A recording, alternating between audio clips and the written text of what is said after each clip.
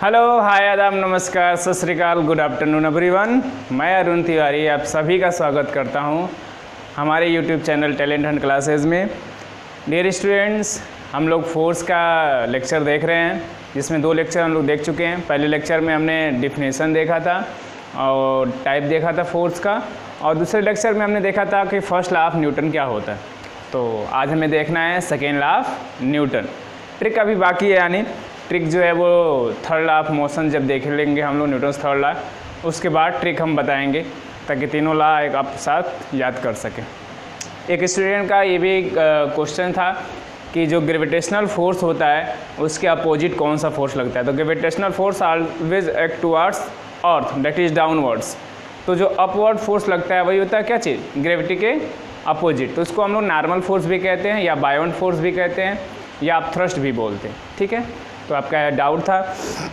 अगर आपके भी किसी भी तरह के कोई भी डाउट हो तो बेहिचक आप पूछ सकते हैं, कमेंट बॉक्स में पूछ सकते हैं, या फिर हमारे व्हाट्सअप नंबर पे पूछ सकते हैं, या फिर हमारे फेसबुक के चैनल पे पूछ सकते हैं, इंस्टाग्राम पे पूछ सकते हैं, कहीं भी पूछ सकते हैं आप। आपके डाउट्स पूछने के लिए कोई लिमिट नहीं है, आप कभी भी पूछिए, कहीं भी पूछिए। तो आज हमें देखना है Newton second law of motion. Newton second law क्या होता है, और ये फोर्स के चैप्टर का पार्ट 3 होगा। 2 पार्ट हम लोग देख चुके हैं, तो थर्ड पार्ट है, ये थर्ड लेक्चर है। तो आज हम लोग जब सेकेंड लॉ ऑफ मोशन शुरू करने जा रहे हैं, उससे पहले हमें एक टर्म जानना पड़ेगा, momentum. Before we start second law of motion we should have the knowledge about momentum. Momentum का वैसे हिंदी तो होता है संवेग।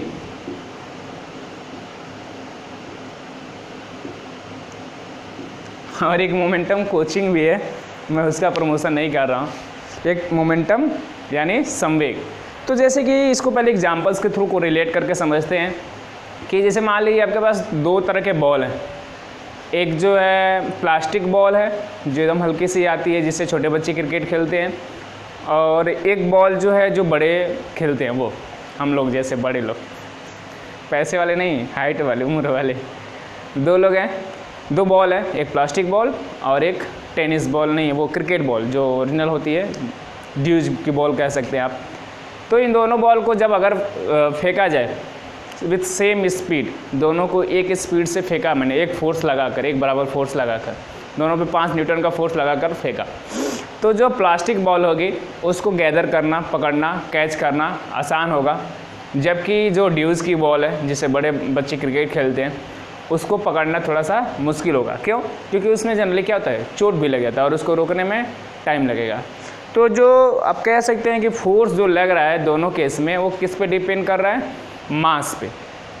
एक तो कि कितना ऑब्जेक्ट का मास है, इस पे डिपेंड कर रहा है क्या चीज़, force is depending upon mass of the ball, कि बॉल का मास क्या है, इस बात पे फोर्स डिपेंड कर रहा है कि हमें कितना फोर्स लगा के उसको रोकना है। प्लास्टिक बॉल है, बस आप हाथ लगाए रुक गया, लेकिन अगर बड़ी बॉल है तो उसको आप ज़्यादा फोर्स से लगाएंगे तभी वो आसानी से रुकता है, नहीं तो वो आपको चोटिल भी करके और आगे भी निकल जाता है। ठीक है, तो दूसरा एक तरीका कि हमने 2 ड्यूज की ही बॉल ले लिए, सेम काइंड के 2 बॉल ले लिए हमने, और एक को हमने 2 मीटर पर सेकेंड की स्पीड से फेंका और एक को 5 मीटर पर सेकेंड की स्पीड से फेंका।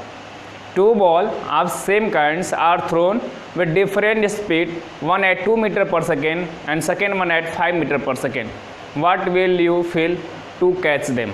उनको पकड़ने में आप क्या महसूस करेंगे कि जो स्लो स्पीड से जा रही है उसको पकड़ना आसान है, और जो ज़्यादा स्पीड से जा रही है उसको पकड़ना मुश्किल है। यानी जो उसमें फोर्स लग रहा है वो भी किस पे डिपेंड कर रहा है, वेलोसिटी पे भी डिपेंड कर रहा है। Force is also depending upon the velocity. तो इस केस में हम देख पा रहे हैं कि जो फोर्स हमें लगाना पड़ रहा है वो किस पे डिपेंड कर रहा है, मास पे भी डिपेंड कर रहा है और वेलोसिटी पे भी डिपेंड कर रहा है। तो इन्हीं चीज़ों को डिफाइन करने के लिए कि जो उसके मोमेंटम को रोकना पड़ रहा है, जो ऑब्जेक्ट जा रही है, तो यहाँ पे फोर्स ना कह के कि कहा जाएगा क्या चीज़, कि मोमेंटम।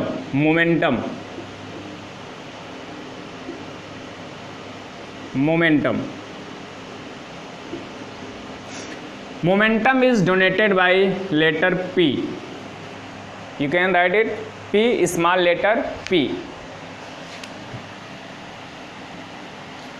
P लेटर से डिनोट किया जाता है, यानी हम इसको ऐसे भी लिख सकते हैं, P is proportional to m and P is proportional to V।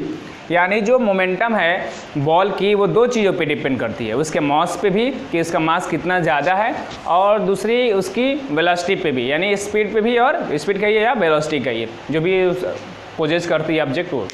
तो दो तरह पे चीज़ों पे डिपेंड करती है, डायरेक्टली प्रोपोर्शनल होगी। मास जितना ज़्यादा होगा मोमेंटम उतना ही ज़्यादा होगा, वेलोसिटी जितनी ज़्यादा होगी मोमेंटम उतना ही ज़्यादा होगा। यानी अगर दोनों को कंबाइन करें तो जो मोमेंटम होता है वो किस पे डिपेंड करता है, मास पे और वेलोसिटी पे। Momentum depends upon mass and velocity of the body, दोनों चीज़ों पे डिपेंड करता है मोमेंटम, उसके ऑब्जेक्ट के मास पे भी और उसके वेलोसिटी पे भी। यानी मोमेंटम आप कह सकते हैं momentum is defined as momentum of N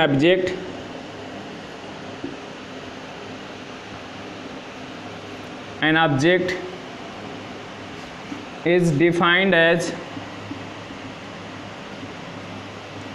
the product of mass and velocity of the object, mass and velocity of the object।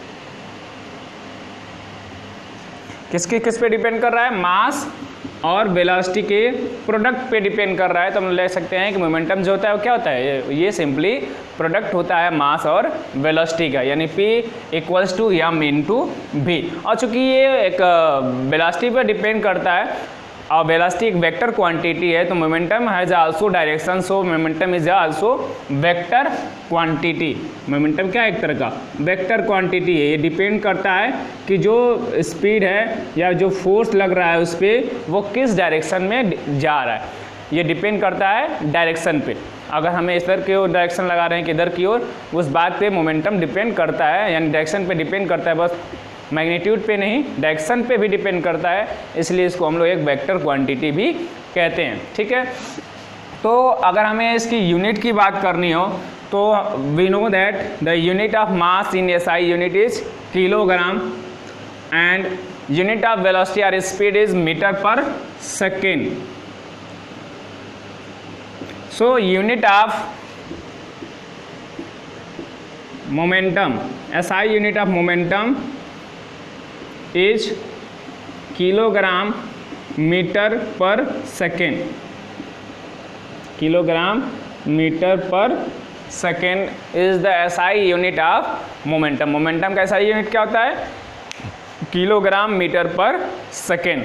ठीक है, अब इस पे अगर हम कुछ एग्जांपल्स देखें कि जैसे कराटे एक्सपर्ट जो होता है वो बहुत सारे आइस स्लैब्स को या टाइल्स को लगा के एक ही बार में तोड़ देता है, तो उसमें ऐसा क्या होता है, क्या करता है कराटे एक्सपर्ट जो होता है वो थोड़ी ही देर में इतनी ज़्यादा स्पीड से अपने हाथ को मारता है उस पर कि जब स्पीड ज़्यादा होती है तो मोमेंटम बहुत ज़्यादा लगता है, और जब मोमेंटम इतनी तेज़ी से हमारा हाथ जाता है किस पे, कराटे एक्सपर्ट का इतना तेज़ी से हाथ जाता है उस आइस स्लैब पे, यानी थोड़े ही देर में जैसे आइस स्लैब पे लगेगा तो हमारा हाथ रुकेगा, यानी वेलोसिटी जीरो होगी, यानी मोमेंटम भी जीरो हो जाएगा। और इतने शॉर्ट टाइम में मोमेंटम जीरो होता है जिसकी वजह से उस टाइल्स पे आइस पे इतना ज़्यादा फोर्स लगता है कि वो क्या हो जाता है, ब्रेक हो जाता है, क्योंकि वो क्या करता है थोड़े ही देर में इतनी ज़्यादा वेलोसिटी उस पर अप्लाई कर देता है, जिसके बाद मोमेंटम एक जीरो हो जाता है शॉर्ट टाइम में ही। बहुत कम टाइम लगता है ना जब कराटे एक्सपर्ट मारता है ऐसे, तो बहुत शॉर्ट टाइम में उसकी वेलोसिटी यानी मोमेंटम जीरो हो जाती है,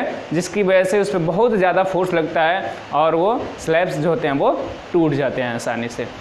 ऐसे ही अगर आप बात करें कि कार है, कार जो है वो जा रही है और एक आदमी जा रहा है, तो जब कार थोड़ी स्पीड से आ रही है, कम स्पीड से, उसने एक आदमी को एक्सीडेंट कर दिया, और एक जो कार वो ज़्यादा स्पीड से आ रही है और उसने भी एक आदमी को एक्सीडेंट कर दिया, तो किस केस में एक्सीडेंट जो होगा वो ज़्यादा डेंजरस होगा। तो डेफिनेटली ये तो ऑब्जर्व किया हमने डेली लाइफ में भी कि अगर कार की स्पीड बहुत ज़्यादा है, किसी भी गाड़ी की अगर स्पीड बहुत ज़्यादा है, तो वो जो एक्सीडेंट होता है वो काफ़ी डेंजरस होता है, क्योंकि उस केस में मोमेंटम बहुत ज़्यादा लगता है और वो मोमेंटम एकाएक क्या हो जाता है, पर्सन के शरीर पे एकाएक आ जाता है momentum.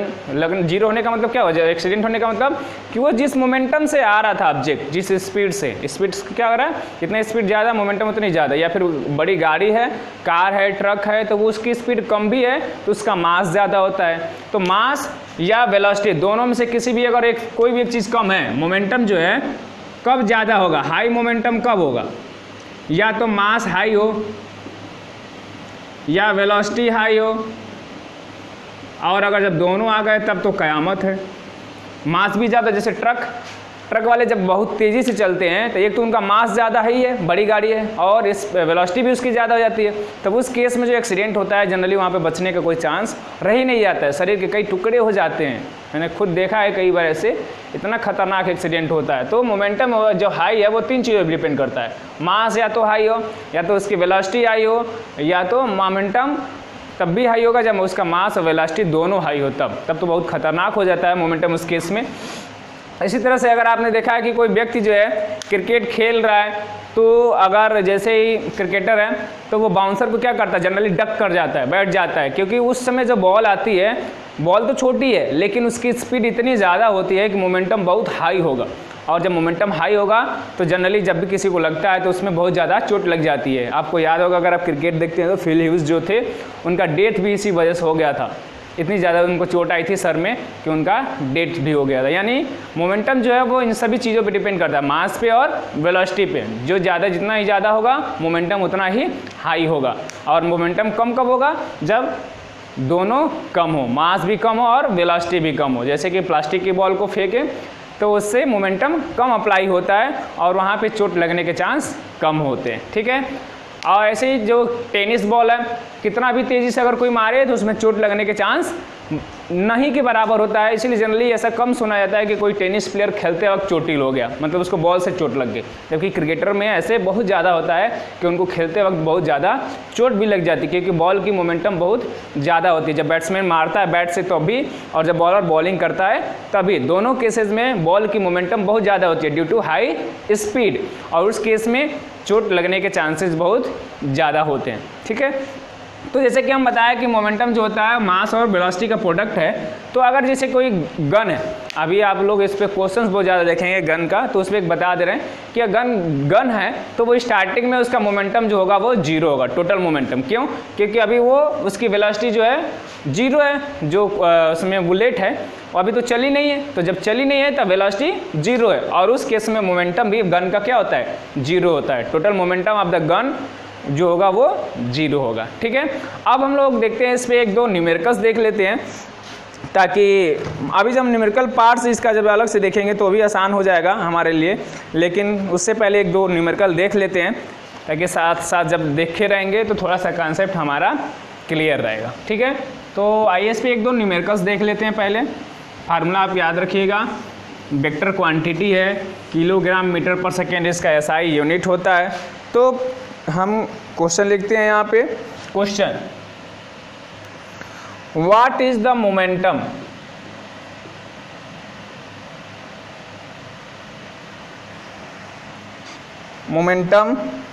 Of man of mass 75 kg when he walks with a uniform velocity of 2 metre per second. एक और क्वेश्चन लिख लेते हैं, a body of mass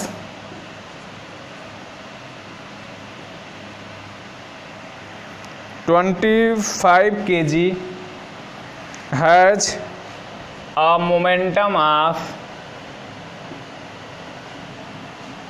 125 kilogram metre per second, calculate the velocity of body.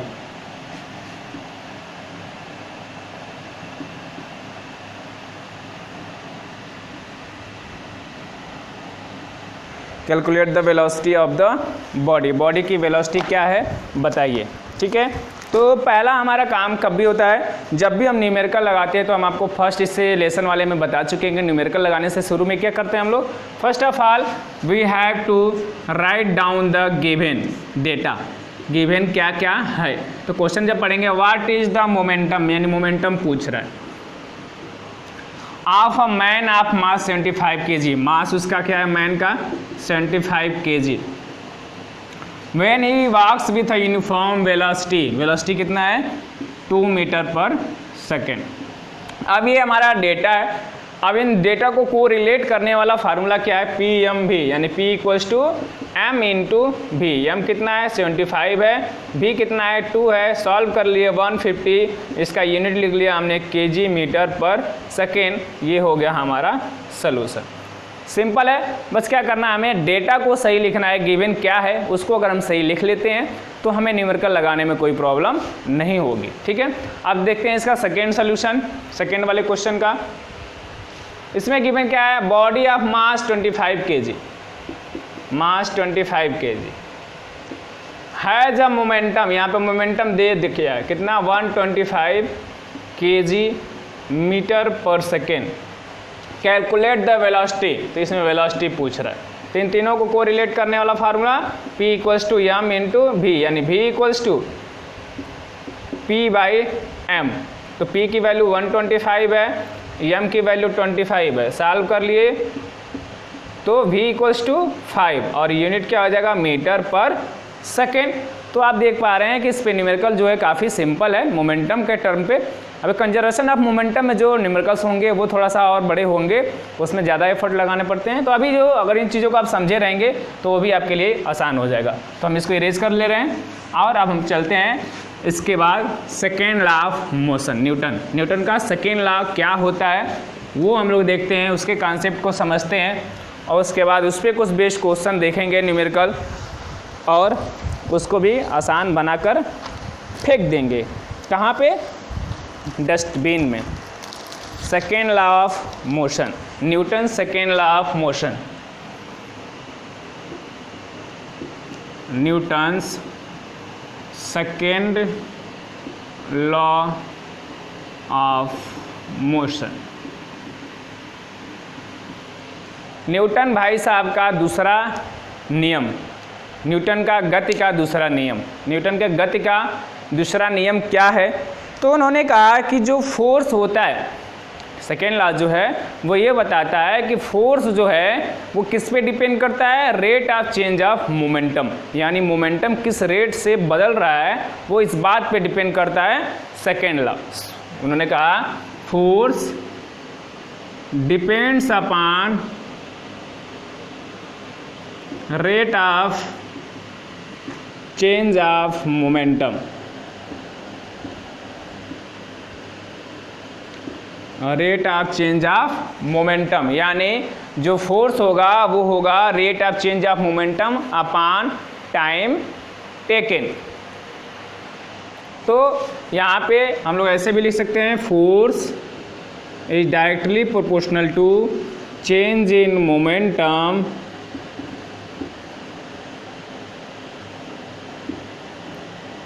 Upon time taken. Change in momentum का मतलब कि object जो है उसका शुरू में मोमेंटम कितना है और बाद में मोमेंटम कितना ज़्यादा होता है, फिर दोनों का जो डिफरेंस है भाई क्या है, चेंज इन मोमेंटम। और उस चेंज को कैरिड आउट करने में क्या टाइम टेकन लगा है, इन्हीं दोनों का रेशियो जो होगा वो डिपेंड करता है फोर्स पे। यानी अगर हम लोग कहें कि कोई एक ऑब्जेक्ट है जिसका मास यम है, मास यम है, इनिशियल वेलोसिटी यू है,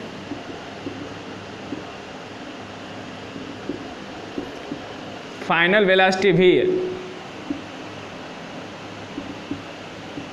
तो जब इनिशियल वेलोसिटी u है तो मोमेंटम उस केस में क्या होगा, m इंटू यू होगा, और फाइनल है तब उस समय मोमेंटम क्या होगा, m इंटू भी होगा। ये दोनों मोमेंटम होंगे ऑब्जेक्ट का इनिशियली और फाइनली।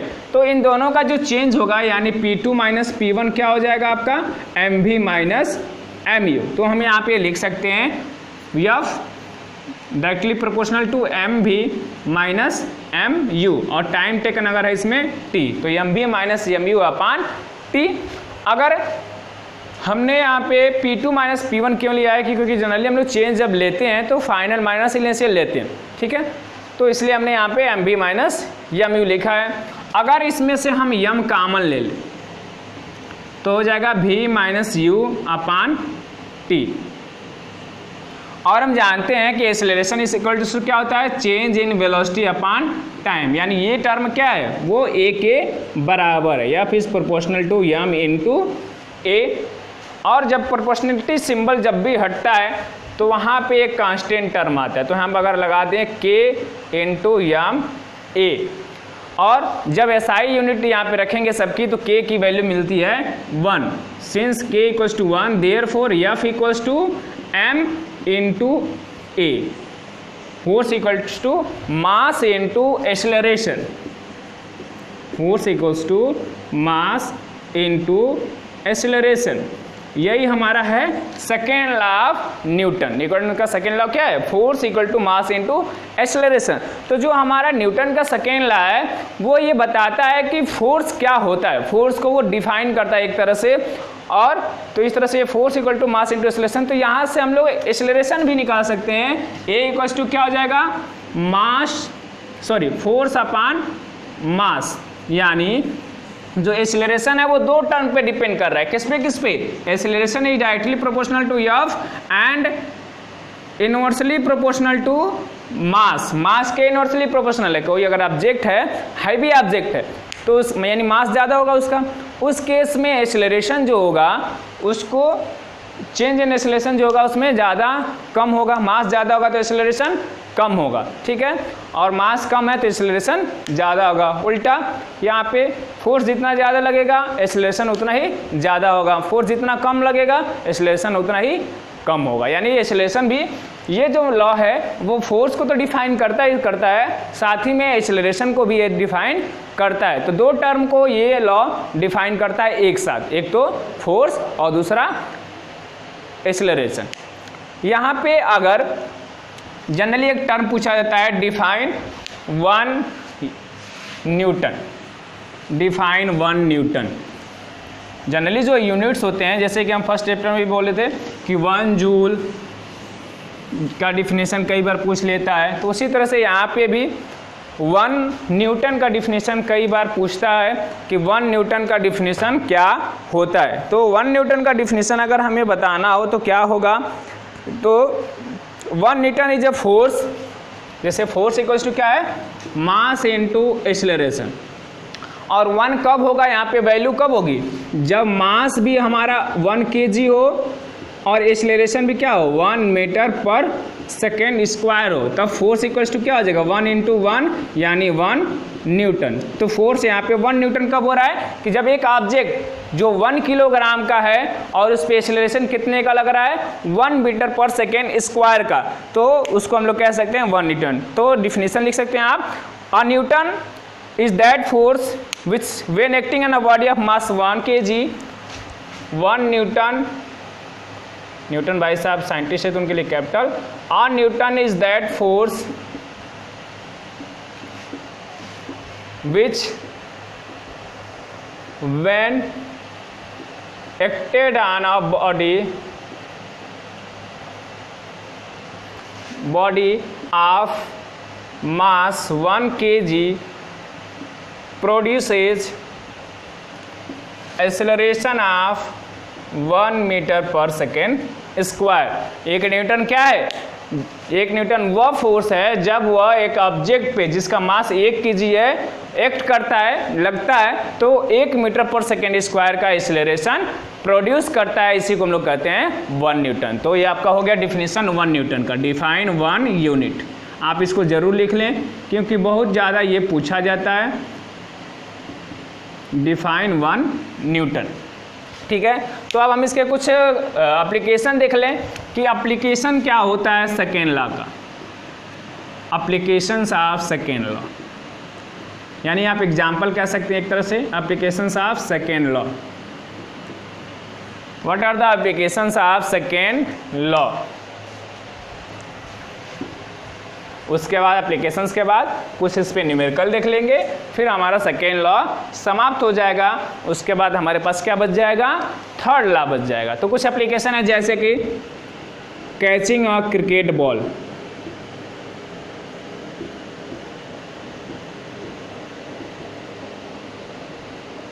दूसरा case of high jump,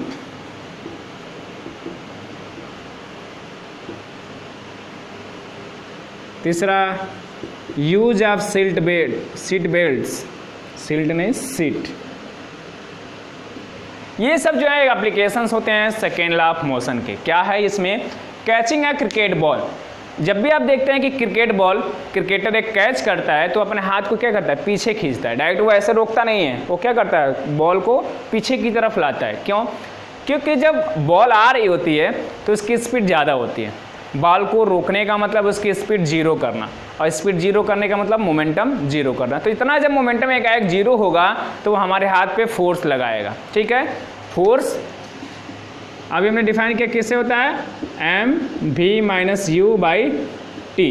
time के इनवर्सली प्रोपोर्शनल होता है फोर्स। टाइम जितना ज़्यादा लगेगा इस मोमेंटम को चेंज करने में, फोर्स उतना ही कम लगेगा। तो अगर बॉल को हमने तुरंत क्रिकेटर ने रोक लिया और दूसरा केस है कि उसको पीछे करके रोका, तो इन दोनों केसेस में टाइम कब ज़्यादा लगेगा? जब उसने पीछे करके रोका है तब। और जब पीछे करके रोका है तो टाइम क्या हो जाएगा? घट जाएगा। और जैसे टाइम घटेगा तो फोर्स क्या हो जाएगा? बढ़ जाएगा।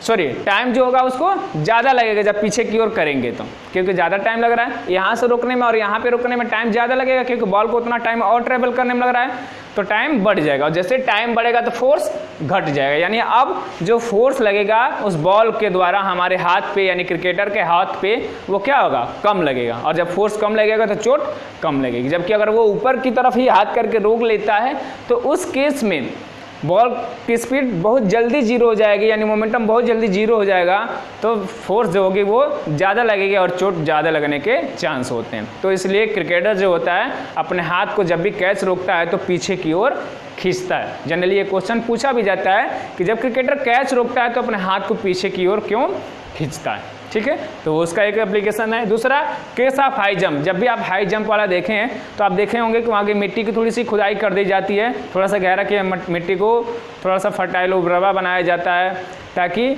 जब जो हाई जंपर है वो काफ़ी तेज़ी से जंप करता है स्पीड से, तो एकाएक अगर मिट्टी वहाँ पे भुरभुरी नहीं है और एकाएक वो कूद गया वहाँ पे, तो उसका जो पैर होगा वो बेंड हो जाता है, टूटने के चांस भी रहते हैं, मोचा आ जाता है। क्यों? क्योंकि वहाँ पे मोमेंटम एकाएक जीरो हो जाता है। एक तो वो अभी यहाँ तक, अगर ये हमारा अर्थ है तो यहाँ तक आया तो उसकी स्पीड है, और एकाएक यहाँ पे जीरो हो गई, तो एकाएक जीरो होने की वजह से उसका मोमेंटम एकाएक जीरो हो जाता है, टाइम उसको नहीं मिलता। जब टाइम बहुत कम लगेगा तो फोर्स बहुत ज़्यादा हो जाएगा, और उस केस में उसके पैर में मेजर इंजरीज भी हो जाती हैं। इसलिए वहाँ पे मिट्टी को ज़्यादा से ज़्यादा खोद कर उसको और गहरा तक बनाया जाता है, ताकि पैर को और नीचे जाए। जब वो जंपर कूदे तो उसका पैर थोड़ा सा अंदर तक जाए, अंदर तक जाएगा तो उस केस में बॉल को अपनी स्पीड, यानी जंपर को अपनी स्पीड कम करने में, जीरो करने में थोड़ा सा और टाइम मिल जाएगा। और जब से टाइम जब ज़्यादा मिलेगा तो फोर्स कम लगेगा, तो उस केस में जो जंपर होगा, हाई जंपर प्लेयर होगा, उसको चोट लगने के चांस नहीं रहते। ठीक है, तो इसलिए तीसरा यूज ऑफ सीट बेल्ट्स। जो गाड़ियों में सीट बेल्ट्स होते हैं उसका यूज क्या होता है, वो क्यों लगे होते हैं, तो इससे पहले भी हम थोड़ा सा बता चुके हैं, फिर एक बार देख लेते हैं कि सीट बेल्ट का यूज क्यों होता है। जैसे कि अगर कार चल रही है और इंसिडेंटली उसको रोकना पड़ा ड्राइवर को, या फिर कहिए तो एक्सीडेंट हो गया, तो क्या करना पड़ेगा? रोकना ही पड़ेगा। तो जब रोकना पड़ता है एक्सीडेंटली तो उसकी स्पीड एकाएक क्या हो जाती है? जीरो हो जाती है। और जब स्पीड एकाएक जीरो हो जाती है तो due to first law of motion जो ड्राइवर होगा वो क्या होगा? आगे की तरफ भागेगा to maintain its state of motion. वो क्या करेगा? आगे की तरफ भागेगा, और जब आगे की तरफ जाएगा तो शीशे से उसका लड़ के सर भी फट सकता है, या वो गाड़ी से बाहर भी जा सकता है अगर स्पीड बहुत ज़्यादा होती है। तो अगर सीट बेल्ट लगी है तो क्या करेगा? हमें थोड़ा सा फ्लेक्सिबल बनाएगा और हमारा मोमेंटम एकाएक जीरो नहीं होगा, जिसकी वजह से हम अपने मोशन ऑफ स्टेट को कंटिन्यू कर पाते हैं और हमें चोट नहीं लगती है। तो ये सब कुछ एक केसेज हैं जहाँ पे हम लोग मोमेंटम को देखते हैं कि मोमेंटम का यूज होता है। अब इस पे एक दो न्यूमेरिकल्स भी देख लेते हैं हम लोग, ताकि ये टॉपिक समाप्त हो जाए Newton second law of motion का। चलिए एक दो न्यूमेरिकल देखेंगे, फिर डिटेल में न्यूमेरिकल्स हम फिर देखेंगे जब इसकी वीडियोस न्यूमेरिकल वाली होगी तब। क्वेश्चन है, what force would be needed